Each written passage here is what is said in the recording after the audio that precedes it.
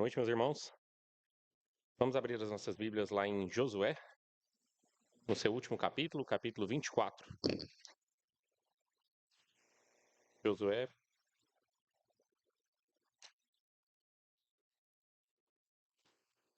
vinte e quatro.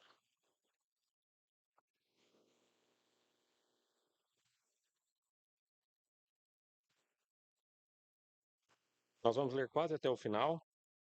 Josué 24, do verso 1 até o 28. Josué 24, 1 a 28. Ainda não vai ser hoje que vamos terminar, mas vamos olhar com bastante atenção esse texto. Josué 24, 1. Depois reuniu Josué todas as tribos de Israel em Siquém, e chamou os anciãos de Israel, e os seus cabeças, e os seus juízes, e os seus oficiais, e eles se apresentaram diante de Deus. Então Josué disse ao todo o povo: Assim diz o Senhor Deus de Israel: Além do rio habitaram antigamente vossos pais, Terá, pai de Abraão, e pai de Naor, e serviram a outros deuses. Eu, porém, tomei a vosso pai Abraão, da além do rio, e o fiz andar por toda a terra de Canaã. Também multipliquei a sua descendência e dei-lhe a Isaque. E a Isaque dei Jacó e Esaú. E a Esaú dei a montanha de Seir para possuir. Porém Jacó e seus filhos desceram para o Egito. Então enviei Moisés e Arão e feri ao Egito, como fiz no meio deles, e depois vos tirei de lá. E tirando eu a vossos pais do Egito, viestes ao mar. E os egípcios perseguiram a vossos pais com carros e com cavaleiros até o mar vermelho. E clamaram ao Senhor que pôs uma escuridão entre vós e os egípcios. E trouxe o mar sobre eles e os cobriu. E os vossos olhos viram o que eu fiz no Egito. Depois habitastes no deserto muitos dias. Então eu vos trouxe à terra dos amorreus, que habitavam além do Jordão, os quais pelejaram contra vós, porém os entreguei nas vossas mãos. E possuístes a terra, e os destruí de diante de vós. Levantou-se também Balaque, filho de Zippor, rei dos Moabitas, e pelejou contra Israel e mandou chamar a Balaão, filho de Beor, para que vos amaldiçoasse. Porém eu não quis ouvir a Balaão, pelo que ele vos abençoou grandemente, e eu vos livrei da sua mão. E passando vós o Jordão e vindo a Jericó, os habitantes de Jericó pelejaram contra vós.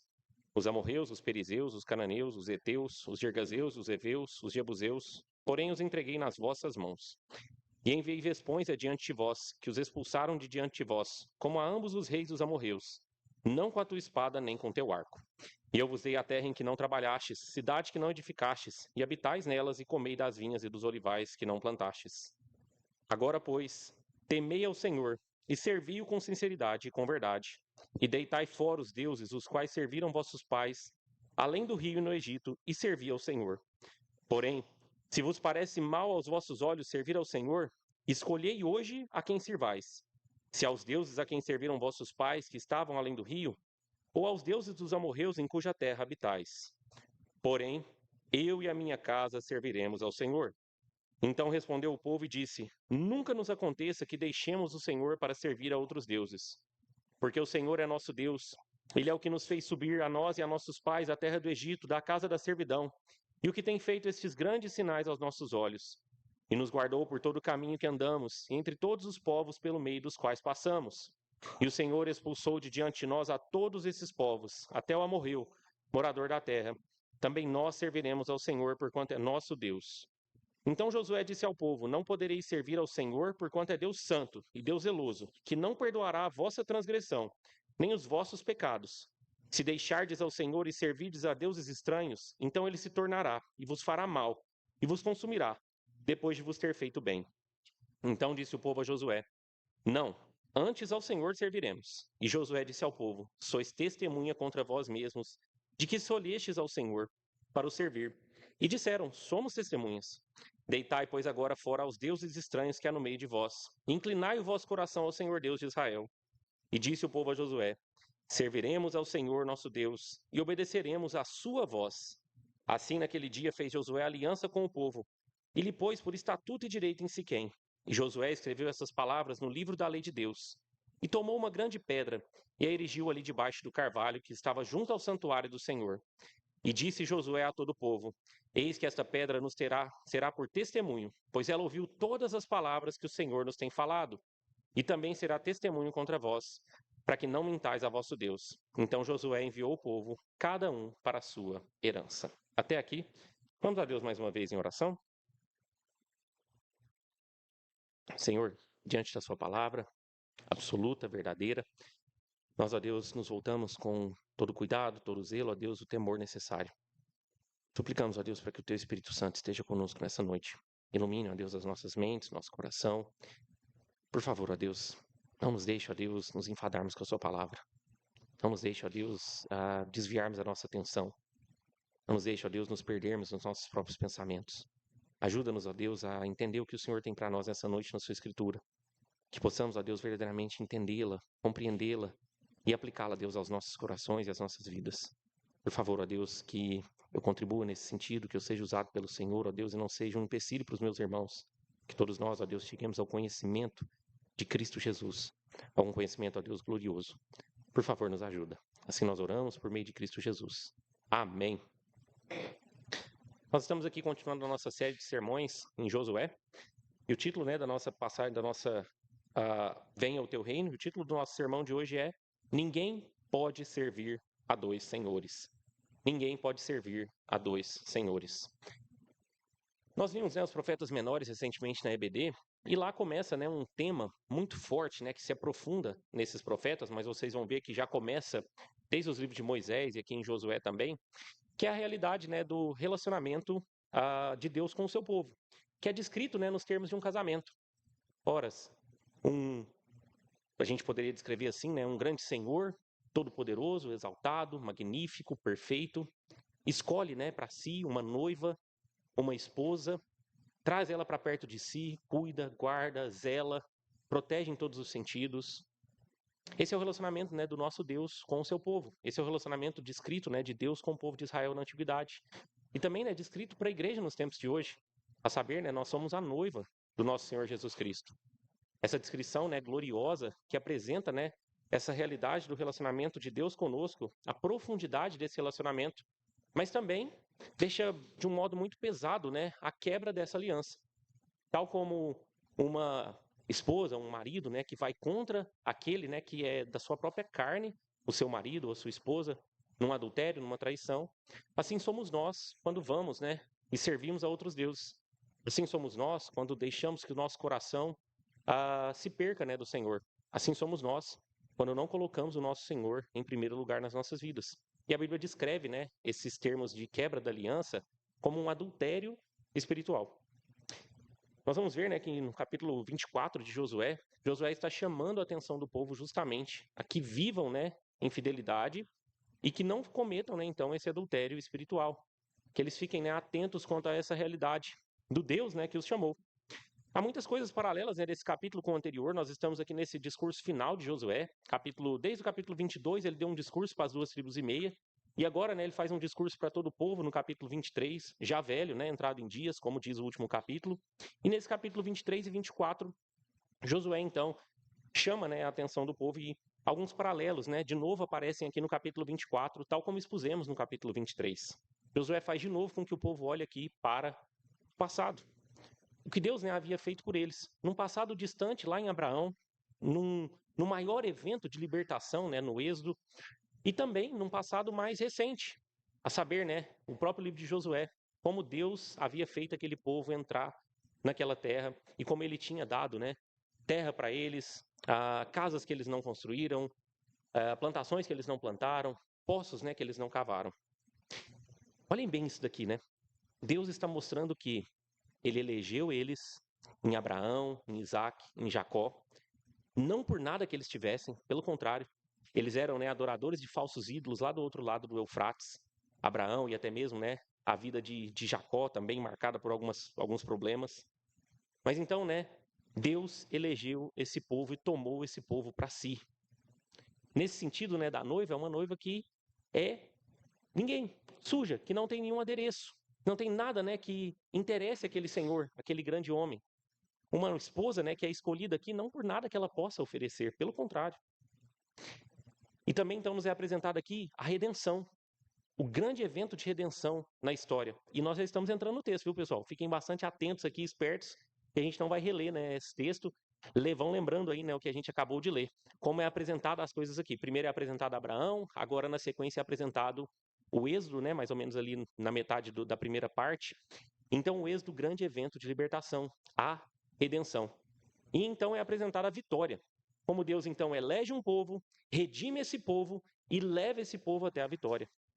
Nós traçamos, né, o paralelo no último sermão, no capítulo 23, com a nossa própria realidade. Como nós podemos olhar, né, para a nossa história e perceber, né, como Deus no passado então fez grandes obras na igreja para que a palavra dele pudesse chegar até nós. Como Deus também, né, fez o grande ato de redenção, não só da antiga dispensação, mas de toda a história do mundo, a saber, a morte, ressurreição e ascensão do nosso Senhor Jesus Cristo, para nos salvar, para nos redimir dos nossos pecados. Redenção. Como ele nos escolheu antes da fundação do mundo. E essa é a nossa história. E como ele conduziu, né, toda a nossa vida para que o evangelho chegasse até nós, porque ele nos escolheu. E como então ele nos faz caminhar nesta vida para uma verdadeira, né, santificação, que já é uma vitória assim nesse mundo.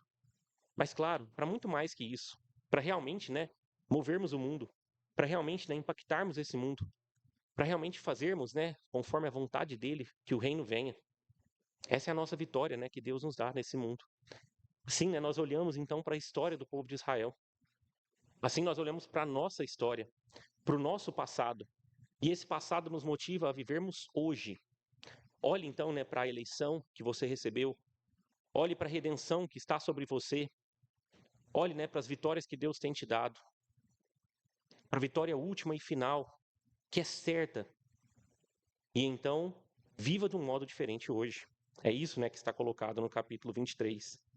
E também, ele não só olha, né, para o passado, mas ele olha também para o futuro. Observar, né, o futuro também, pensar no futuro, e a gente vai ver que tem um jeito de pensar no futuro, a gente já leu agora mesmo, né, em Mateus, então não é de um jeito ansioso, mas pensar no futuro e vislumbrar o futuro no Senhor também impacta muito como nós vivemos a nossa vida hoje. Josué está reforçando a promessa de Deus. Aquelas promessas, né, então, de várias cumpridas antes, né, dessa situação aqui, antes desse sermão, Josué está dizendo, muitas outras continuarão se cumprindo na vida de vocês. Claro, desde que haja fidelidade, porque Deus é fiel à sua palavra. E assim, mais uma vez eu insisto, ele está usando tanto a promessa da fidelidade futura, quanto aquilo que foi cumprido fielmente no passado, para que vocês vivam hoje, no presente, de um modo diferente. E essa, né, é a primeira lição, e a lição, né, desses primeiros versos aqui do nosso texto. Se nós não tivermos, né, uma compreensão da história, se nós não tivermos uma compreensão de como Deus trabalhou a favor do seu povo, em toda a história, né, da redenção, e em seguida, se nós não entendermos, né, não tivermos uma visão sobre o futuro, e essa confiança, né, de que o futuro pertence a Deus, tal como Mateus capítulo 6, nossa vida hoje será tremendamente impactada, e nesse sentido, né, num sentido ruim. Talvez por isso, né, pela falta de olhar para o passado, do que tudo que Deus fez, um olhar para o futuro confiante, nos faça, né, viver uma vida hoje ímpia, sem lei, infrutífera, imprudente, irresponsável. Muitos supostos cristãos são assim no mundo hoje. Mas nós somos chamados, né, a uma escolha hoje. Nós somos chamados a uma escolha justamente de fidelidade. A uma escolha não de adultério, mas de fidelidade dentro desse pacto, né, que Deus nos colocou.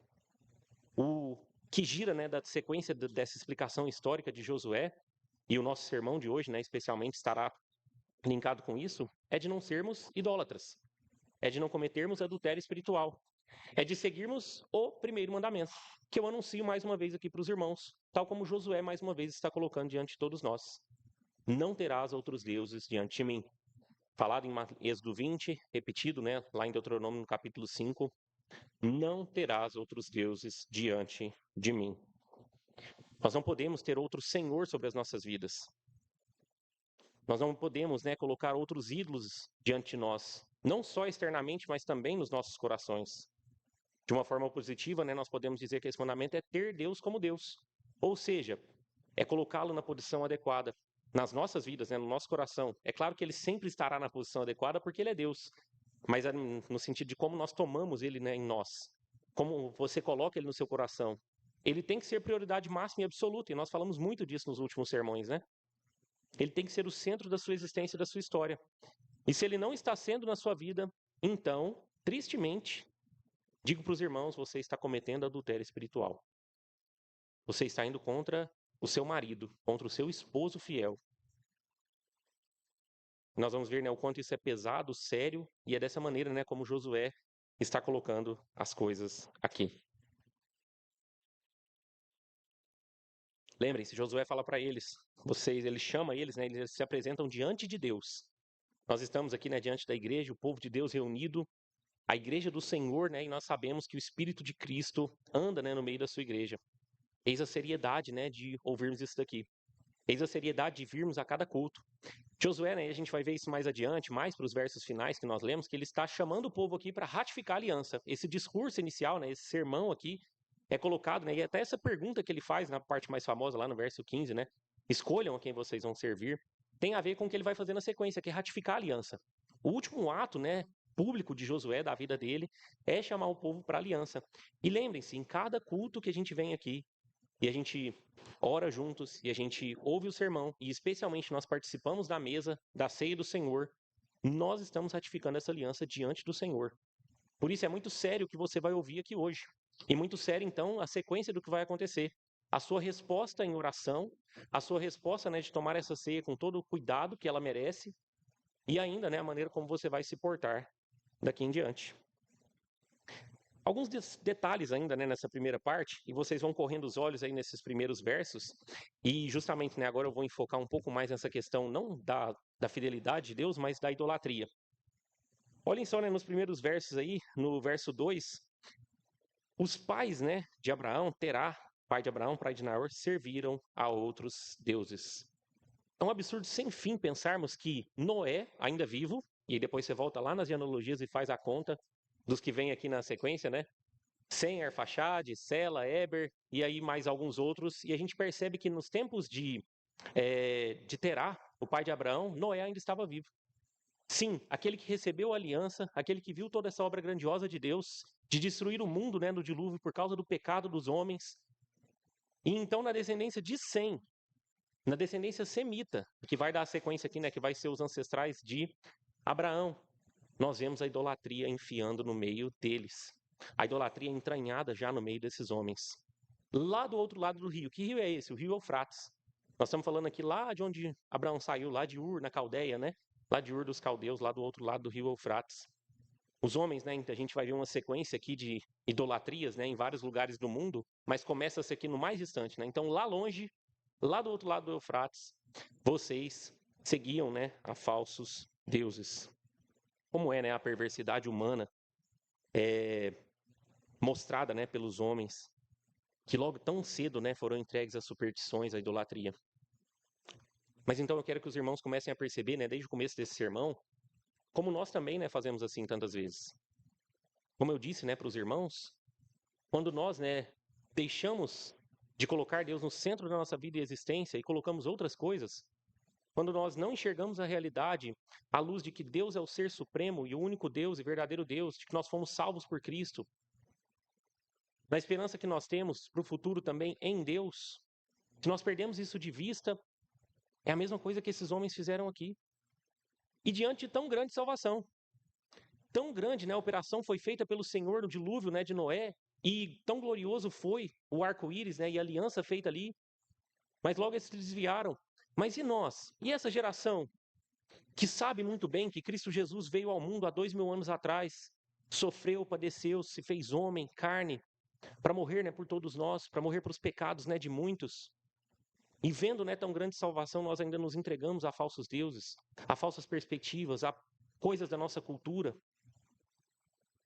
Então percebam, né, que o caminho que Josué está fazendo com os nossos irmãos no passado, ele pode muito bem ser aplicado a nós hoje. Eis a importância, né, mais uma vez, desse texto de Josué aqui para nós.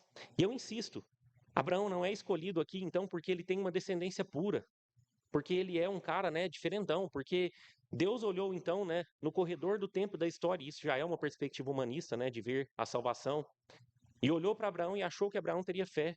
Pelo contrário, ele estava lá no meio dos pagãos e dos idólatras. Mas então aprove a Deus elegê-lo, tão somente pela sua graça e pelo seu amor, e é exatamente o que ele faz nas nossas vidas e na nossa história e na nossa existência. É tão somente pela graça, é tão somente pelo amor, é tão somente, né, pela escolha soberana do nosso Deus. Respeitar e entender isso, não sendo humanistas, e humanista é quem coloca justamente o homem no centro, é começar a dar a Deus a posição e o lugar que ele deve ter nos nossos corações. No fim das contas, né, qualquer coisa que nós tocarmos aqui hoje nessa noite, e fica fácil, né, para o pregador, eu posso ir para vários lugares aqui, qualquer coisa, né, que nós falemos hoje, tem relação justamente com colocar Deus no centro. Tem relação exatamente com o primeiro mandamento. Entender o mundo de acordo com a vontade de Deus, de acordo com quem Deus é, então é guardar o primeiro mandamento. Qualquer coisa fora disso é quebrar o primeiro mandamento. Por isso que todos os pecados, então, cometidos, qualquer, né, então, sexto mandamento, sétimo mandamento, assassinato, todos eles, em primeiro lugar, nós quebramos o primeiro mandamento. Nós não colocamos Deus no lugar em que ele deveria estar. E então, cometemos, seja lá qual for a atrocidade, qual for o pecado, em outra área.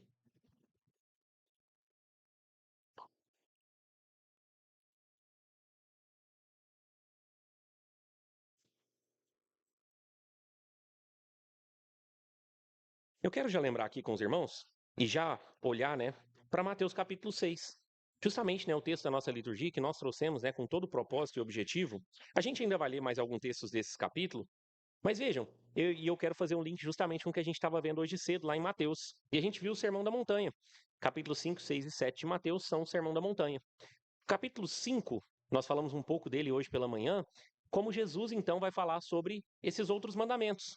Sobre os mandamentos, né, ele fala, o visto foi dito aos antigos, não matarás, né, e aí ele vai trabalhar a respeito do sexto mandamento, sétimo mandamento, né, a questão do adultério, e outros mandamentos da chamada, então, segunda tábua. Nós entendemos, né, o decálogo foi dado, então, em duas tábuas para Moisés, e essas duas tábuas estavam lá. A primeira parte, né, desses mandamentos, mandamento 1 ao 4, que falam dos nossos deveres em relação a Deus. E a segunda tábua fala dos nossos deveres em relação ao homem. Amor a Deus, amor ao próximo. Em relação ao homem, são esses mandamentos. Honrar pai e mãe, não matar, não furtar, não dizer falso testemunho. Em relação a Deus, então, nós temos o primeiro, não terás outros deuses diante de mim. A questão da idolatria, da fazer imagens, a questão de não tomar o nome de Deus em vão e a questão também da guarda do dia do Senhor. E então, como Jesus faz, né, no Sermão da Montanha? Nós falamos, né, que ele está ali justamente mostrando que ele é o Senhor Supremo, explicando então como é a lei de Moisés, na verdade a lei suprema e absoluta, que Moisés então só repetiu as palavras do Senhor Jesus Cristo, e agora então Jesus está dando os verdadeiros significados. E ele dá então primeiro da primeira tábua, no capítulo 5, da segunda tábua, no capítulo 5, os deveres em relação ao homem, e no capítulo 6, ele faz os nossos deveres em relação a Deus. E assim, né, então, lá no meio, né, do capítulo 6, a gente tem justamente o título do nosso sermão. Ninguém pode servir a dois senhores. Todo o capítulo 6 de Mateus, no Sermão da Montanha, é a explicação de Jesus do primeiro mandamento. Josué, né, então, sabia dessas verdades, estava contando essas verdades para o povo, e Jesus, então, está lá no Novo Testamento ensinando essa mesma realidade do primeiro mandamento. Toda essa ideia, né, humanista, por exemplo, e vamos lá então para o capítulo 6 de Mateus. Mateus capítulo 6.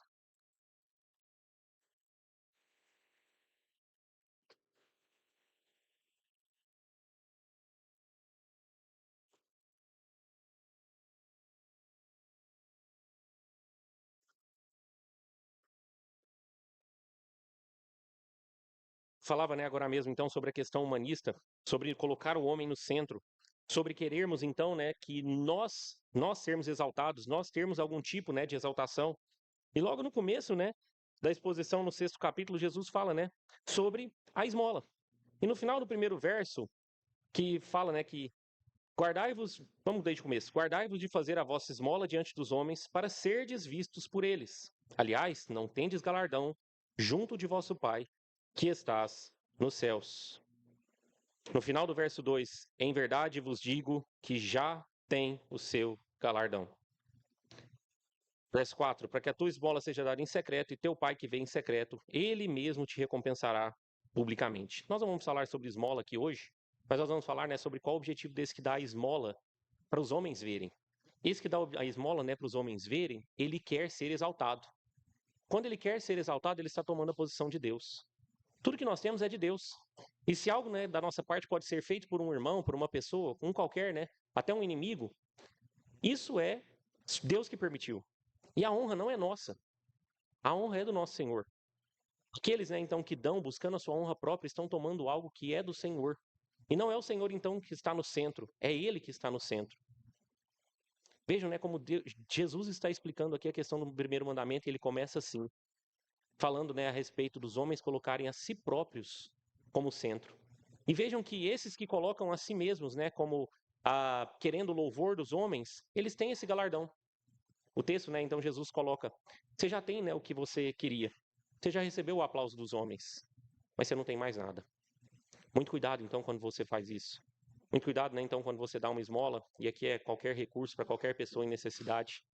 Então, quando você faz isso, o texto fala, né, até faz em secreto, para que Deus veja, e aí você ter o seu galardão em Deus. Dessa forma, você colocou Deus no seu coração, né, no lugar onde ele deveria estar. Você colocou você mesmo no seu próprio lugar, humilhado, como você deveria ser, e exaltou a Deus. E então nós esperamos no Senhor fidelidade futura, tal como Josué esperava. Jesus, né, então não está falando que nós não teremos galardão. Vejam que ele fala exatamente isso. Você vai receber o galardão da parte de Deus. Não há problemas, né? E pelo contrário, nós esperamos sim ser recompensados pelo nosso Senhor. Como um pai cuidadoso e amoroso, como um marido fiel que cuida, né, e guarda a sua esposa. Deus quer, né, que nós o tomemos como ele é, para que então, né, recebamos os benefícios desse relacionamento glorioso.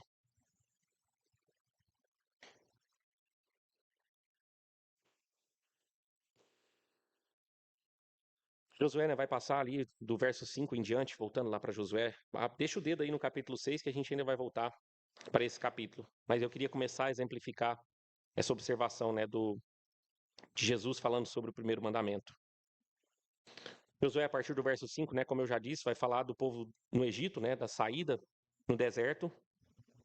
E ele vai falar, né, justamente mais uma vez como Deus se opôs a esses deuses egípcios. Na sequência, né, e já chegando lá perto do capítulo 13, o verso 13, exatamente o verso 13, e eu vos dei a terra em que não trabalhastes, e cidades que não edificastes, e habitais nelas, e comeis das vinhas e dos olivais que não plantastes. Deuteronômio capítulo 8. Moisés já havia dito, né, que eles conquistariam tudo isso, que eles teriam tudo isso, que todas aquelas promessas, né, feitas anteriormente para Abraão, Isaac e Jacó se cumpririam neles. Pertinho, né, da entrada da terra prometida, Moisés ratifica aquilo com eles para dizer o seguinte: cuidado com o que vocês vão fazer quando estiver na mão de vocês. Josué está aqui relembrando essa realidade. Olha lá o que Moisés tinha dito para vocês que aconteceria. Vocês conseguiriam entrar, nós entraríamos na terra e nós conquistaríamos tudo isso. E de fato isso aconteceu. É mais uma vez Josué colocando aqui a fidelidade do Senhor. Mas há um objetivo, né, dele colocar isso daqui, tal como havia um objetivo do que Moisés colocou. Não foi pela força do braço de vocês. Não foi porque você é magnífico em fazer dinheiro. Não foi porque você é muito forte e bom de guerra, e bom de luta, e bom para trabalhar, e bom para fazer dinheiro. Não foi o seu braço, não foi a sua força. Por isso, ame a Deus e coloque Ele como prioridade na sua vida, no centro da sua existência. Adore a Ele por causa dos seus grandes benefícios e feitos.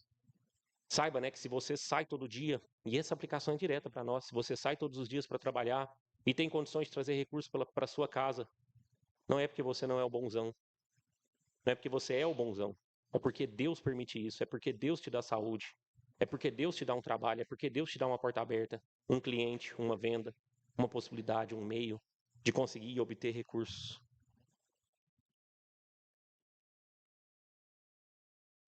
Então, né, nós temos uma resposta, né, diante desse Deus. Se nós colocamos, né, o Senhor, então, não tendo, né, outros deuses diante de nós, mas colocando o Senhor no centro da nossa existência, como provedor, como auxiliador, como aquele que nos dá tudo, como aquele que nos dá tudo que nós temos, todo o recurso, todo o dinheiro, a comida, o teto sobre as nossas cabeças, as roupas que nós vestimos. Então, a resposta, né, de um coração que não é idólatra, mas um coração que adora a Deus de verdade, que não tem outros deuses, é gratidão. Vejam que a gratidão é diretamente, então, uma resposta ao primeiro mandamento. Nós somos gratos por tudo aquilo que o Senhor é e tudo aquilo que o Senhor faz. Então, nós somos contentes. Muito, né, significativo no final do capítulo 6, que foi lido, então, no começo do nosso culto.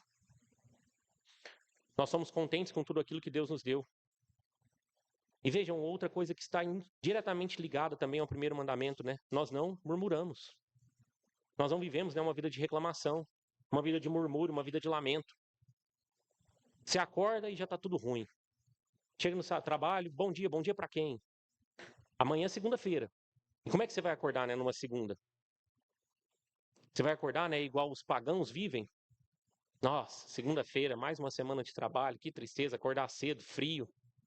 Você vai acordar, né, como um crente que olha para o passado, olha para o futuro, que olha para Deus, então, que te dá essa possibilidade e agradece. Obrigado, Deus, porque eu posso sair cedo, tenho um trabalho. Obrigado que eu posso fazer sustento para minha família. Obrigado por essa possibilidade e essa oportunidade.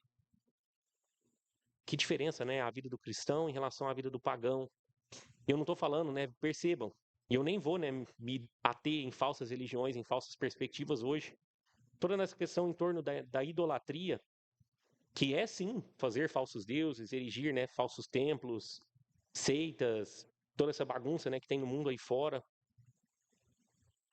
Mas nós estamos falando de coisas aqui que podem se levantar nos nossos corações contra o nosso Deus e nos tirar, né, então, de adorar a Deus como ele deve ser adorado, de servi-lo como ele deve ser servido, de não entendermos ele, né, como o centro da nossa existência. Verso 19 lá de Mateus capítulo 6. Deixa eu ler um pouquinho antes, voltem lá. Mateus capítulo 6. Falando, né, sobre essa questão aqui do que Deus nos dá. Não ajunteis tesouros na terra, onde a traça e a ferrugem tudo consomem, e onde os ladrões minam e roubam. Mas ajuntai tesouros no céu, onde nem a traça nem a ferrugem consomem, e onde os ladrões não minam nem roubam. Porque onde estiver o vosso tesouro, ali estará também o vosso coração. E ainda lá no 24, ninguém pode servir a dois senhores, porque ou há de odiar um e amar o outro, ou se dedicará a um e desprezará o outro. Não podeis servir a Deus e a Mamon. Olha no começo do verso 24, ninguém pode servir a dois senhores. E aqui vem uma questão muito séria a respeito da idolatria. E aqui vem algo, né, muito pesado em relação àquilo que nós erigimos, né, como principal nos nossos corações. Aqui, né, especificamente sobre o dinheiro, mas pode ser você, o seu ego, tal como, né, no começo do capítulo 6, ou aqui, né, então, especificamente o dinheiro, tal como está sendo colocado. Não adianta, se você colocar outra coisa antes do Senhor no seu coração, você não está servindo ao Senhor. Não tem como você servir a dois senhores. Ninguém pode servir a dois senhores. Você vai se dedicar mais a um e vai desprezar o outro. E Deus, né, não pode ser desprezado. Nem por um pouco que seja. Nem, né, que você pense, não, é só porque essa semana está difícil. É só porque eu mereço um pouquinho de atenção. É só porque eu preciso disso para ficar bem. Se você não se colocar, né, todo o seu coração, todas as suas forças e amar o Senhor desse modo, então você está colocando o outro no centro da sua existência e você não está se dedicando ao Senhor. Não se engane, não se iluda.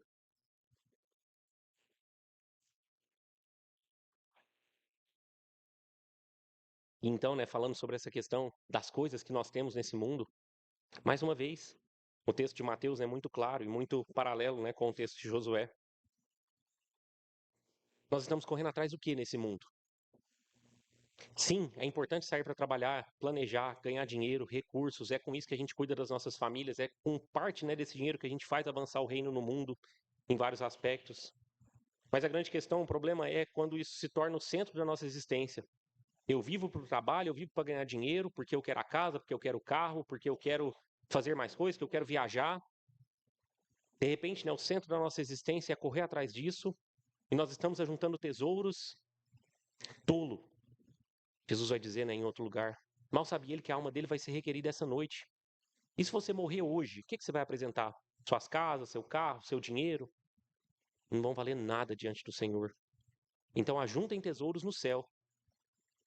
E vejam, né, que quando nós colocamos as coisas nos devidos lugares nas nossas vidas, não significa que nós não trabalharemos, não significa que nós não ganharemos dinheiro, não significa que a Bíblia está falando que nós temos que fazer um voto de pobreza. A grande questão é então quando nós colocamos o Senhor como centro da nossa história, não importa. Eu estou contente, abastado ou com pouco recurso, eu não vivo murmurando, vou correndo atrás, fazendo o melhor que eu posso, na força dos meus braços, esperando que o Senhor me abençoe.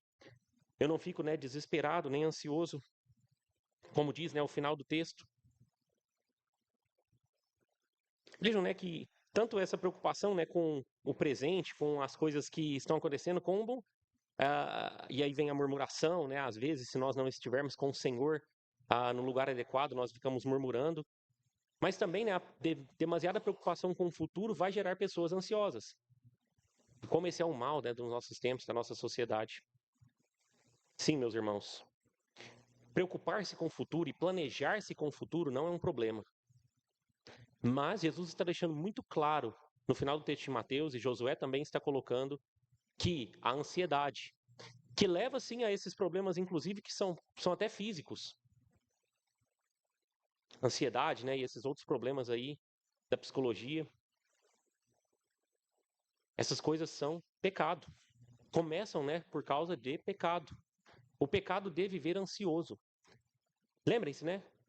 O não entendimento do futuro, o não entendimento das promessas de Deus que nós esperamos e ansiamos e sabemos que vão se cumprir, que nós temos fé que vão se cumprir, faz com que vivamos ansiosos, desesperados, preocupados. E então é aquela maneira, né, que a gente acorda na segunda, talvez de outro jeito, né? Desesperado. O que eu vou fazer essa semana? Como é que eu vou conseguir? Como é que eu vou ganhar recursos? Como é que eu vou viver? Mateus, né, capítulo 6 termina. Não adianta, né, você ficar ansioso. Verso 34, não vos inquieteis, pois, pelo dia de amanhã, porque o dia de amanhã cuidará de si mesmo. Basta a cada dia o seu mal. Verso 32, né? Porque todas essas coisas os gentios procuram, falando, né, de comer, vestir. De certo, vosso Pai Celestial bem sabe que necessitais dessas coisas. E o 33, né? Mas buscai primeiro o reino de Deus e a sua justiça, e todas essas coisas vos serão acrescentadas. Não precisa viver ansioso, não precisa viver preocupado. Se você entende quem é Deus, se você tem Deus como Deus, se você o adora e ele é o centro da sua história e da sua existência, não há motivo para você viver ansioso. Sim, tem que trabalhar, tem que correr atrás, tem que fazer as coisas. Sim, podemos ter boas expectativas e nos planejarmos e organizarmos financeiramente, mas nós não vivemos ansiosos. Vejam que ele fala, né? Essas coisas os gentios procuram, e aqui seria um paralelo com os pagãos. Realmente, os idólatras procuram, mas vocês não. Igreja Presbiteriana Reformada de Uberlândia, vocês não vivem ansiosos. Vocês não vivem desesperados. Amanhã acordem tranquilos, agradecidos, sem murmuração e sem também nenhuma ansiedade, esperando e confiando no Senhor, que abrirá as portas, que cuidará de vocês, tal como ele já cuidou por toda a vida.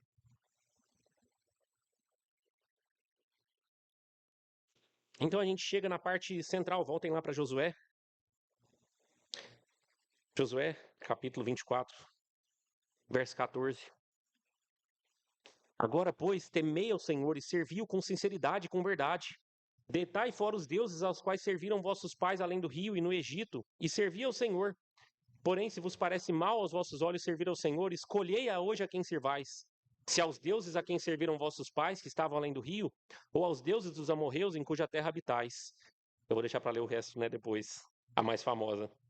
O que a gente tem aqui, então, ele falando? Olha, vocês vão servir os deuses de lá do Eufrates, vocês vão servir os deuses do Egito, lá do outro lado do Mar Vermelho. Interessante, né, essas três conjuntos de águas aqui. Vocês vão servir aos deuses do outro lado do Jordão, os deuses dos amorreus. Todos esses ídolos não são nada. Todos esses ídolos estão destruídos e derrotados diante do Senhor. O Egito foi destruído. Os amorreus, Og, rei de Bazã, e Seom, rei de Esbom, todos foram destruídos diante do Senhor. Mas veja uma pergunta, né, que Josué faz, como ele coloca as coisas aqui. Escolham a quem vocês vão servir. É uma pergunta, né, muito estranha. Parece que Josué quer demover o povo aqui, né, de servir ao Senhor. Como se eles pudessem escolher um ou outro. Escolha, né, quem vocês vão servir. Imagine eu, né, chegando aqui no púlpito e falando, então, nós vamos ali para Candomblé ou vocês vão ficar aqui? Josué quer chamar a atenção para um povo fraco. Para nós que somos fracos, eu e todos vocês. Ele não quer, né, que vocês se afastem da verdadeira religião. O Espírito Santo, com certeza, não quer que vocês se demovam, né, de adorar ao Senhor como o único Deus. Mas que vocês entendam a seriedade, a profundidade do que está diante de vocês, desse compromisso que está sendo feito hoje mais uma vez. Entendam, os ídolos nada são, os falsos deuses nada são. Mas no nosso coração você pode erigi-los e colocá-los em primeiro lugar. O Salmo 135 nós vamos cantar, o Salmo 115 falam que esses ídolos não são nada. Prata, ouro, tem olhos, né, mas não veem, tem ouvidos, mas não ouvem. Esses ídolos nada são, mas você ainda pode colocá-los no seu coração em primeiro lugar antes de Deus. E assim, né, Josué está nos chacoalhando. Ei, acorda. Presta atenção. Quem que você vai escolher? A escolha é óbvia. É claro que nós sabemos quem que nós temos que escolher. Mas você parou para pensar na seriedade disso? Você parou para pensar o quão sério essas coisas que eu falei que você tem que acordar amanhã fazendo?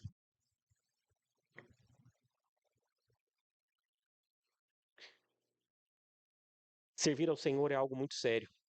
Servir ao Senhor tem compromissos e desdobramentos muito sérios. A exposição, né, do nosso Senhor Jesus Cristo em Mateus 5, 6, 7, que a lei de Deus é eterna, baseada, né, nele mesmo, e, portanto, absoluta para todos nós, para todos os homens, em todas as épocas. E, portanto, né, você como homem não pode sair fora dela. Você não pode, né, deixar de observar a lei, a primeira tábua, a segunda tábua. Você não pode deixar de amar ao Senhor e amar ao seu próximo como a ti mesmo. Porque se você fizer isso, né, você estará servindo a outro Senhor, desprezando, né, ao seu Senhor. Escolham, Josué fala, né, mais uma vez. Então, né, claro, essa parte, né, gloriosa desse texto.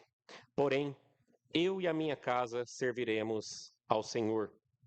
Porém, eu e a minha casa serviremos ao Senhor.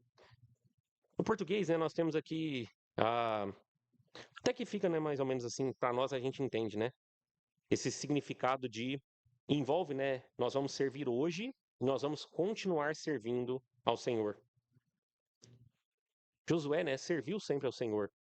A gente pode agora, né, recorrer e voltar para todo o livro.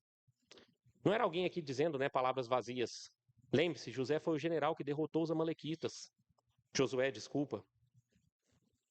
Josué, né, foi aquele que não estava, né, que estava separado, adorando a Deus enquanto o povo adorava o bezerro de ouro.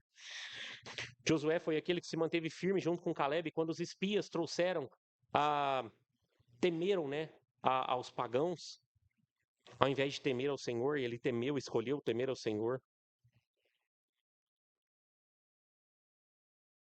Josué, né, então era esse homem que servia ao Senhor, estava dizendo que continuaria servindo, e a casa dele, né, seguiria, né, servindo ao Senhor dali em diante.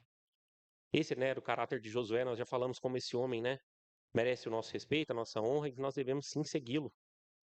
Josué, né, escolheu, escolhe, permanece escolhendo o Senhor.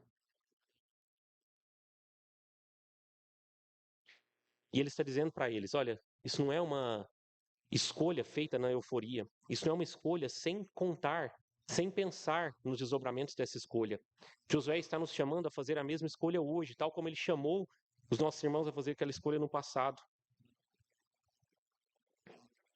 Então, né, o povo responde. Nós vimos, né, que a resposta do povo, então, leva em conta o que o Senhor havia feito por eles, como o Senhor, né, os havia libertado. Então eles dizem, né, que vão servir ao Senhor.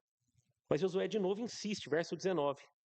Não podereis servir ao Senhor porquanto é Deus santo, é Deus zeloso, que não perdoará a vossa transgressão, nem os vossos pecados.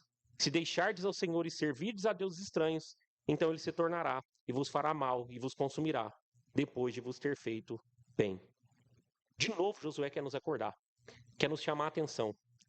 Você está escolhendo isso, e é claro que essa é a melhor escolha que você pode fazer hoje. Mas você parou para pensar nessa sua escolha? Muito cuidado com o que você vai fazer amanhã e na sequência, nos próximos dias. Você precisa seguir escolhendo. Se essa escolha vai ser a escolha que você vai fazer hoje e ela é a melhor escolha que você podia fazer, siga, né, escolhendo ao Senhor todos os dias. Não seja apático, né, a isso que Josué está colocando agora. Não seja apático ao que vai acontecer agora mesmo na mesa do Senhor. Josué está, né, balançando esses corações aqui. Nós não podemos relaxar nos próximos dias. Há sim, né, uma luta. Assim, uma luta que todo cristão é chamado a continuar lutando. Essa luta de amanhã mesmo nós cuidarmos do nosso coração, não murmurarmos. Portanto, colocar Deus, né, como agradecermos a Deus. De nós não colocarmos o dinheiro em primeiro lugar. De não colocarmos outras coisas em primeiro lugar. Lá no capítulo 6, um pouco antes da parte que nós lemos, é nos dito então para que cuidado com o que os seus olhos estão vendo. Como isso é um problema, né, também tão presente, tão atual. Uma geração, né, que vive nas telas. O que você está vendo no celular, no computador, na televisão? Eu não estou falando, né, de coisas absurdas, que com certeza você não deve estar vendo. Mas e as pequenas coisas que entram e que minam e que tomam o seu coração?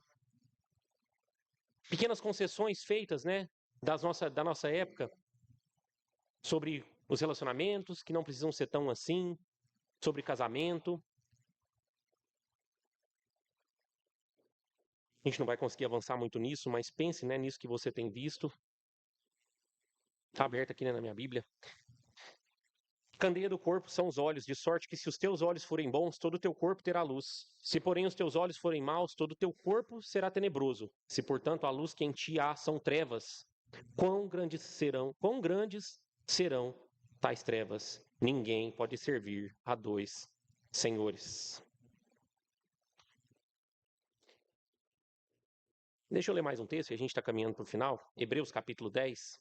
Também é um texto já lido aqui, mas que fala sobre a seriedade, não da antiga aliança, da que Josué estava reestabelecendo diante dos irmãos, mas o que está sendo posto na nova aliança. Hebreus capítulo 10, verso 26.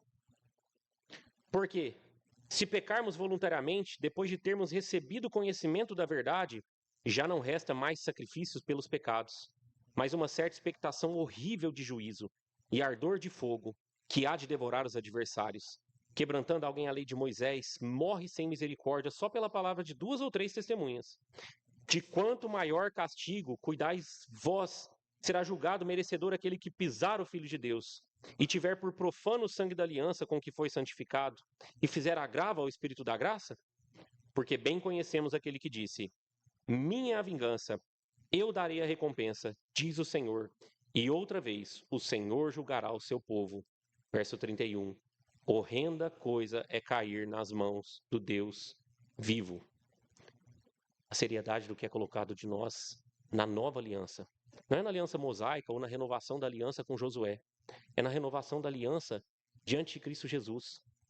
Na verdade, a coisa é muito mais séria para nós. E muitos crentes, né, estão brincando. Muitos crentes estão aí tranquilos, vendo qualquer coisa, vivendo de qualquer maneira, pensando que essas coisas não são extremamente sérias. Diante de tudo que Jesus Cristo fez e de como ele manifesta e revela o Pai, de como ele revelou tão grandiosa salvação, então é muito mais séria a maneira como nós vivemos e nos portamos.